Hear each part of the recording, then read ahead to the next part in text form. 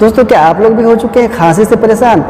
इस टाइम के weather changes की वजह से बहुत लोग को खांसी की प्रॉब्लम आ रही है। मुझे भी प्रॉब्लम आ रही थी, तो मैंने किया है एक काम, जिसमें कि मैंने काली मिर्च, अदरक और गुड़ का पेस्ट बना लिया है। इस पेस्ट को आप लोग को पका लेना है। जब पेस्ट 10 से 5 मिनट पक जाएगा, उसके बाद आप लोग को इसको ठंडा कर लेना है, चटनी बन जाएगी। और इस चटनी को आप लोग को मॉर्निंग, आफ्टरनून एंड नाइट में सोने से पहले खाना है।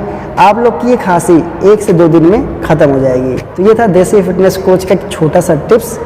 याद रखिएगा दोस्तों, और अपने आप को फिट रखिएगा।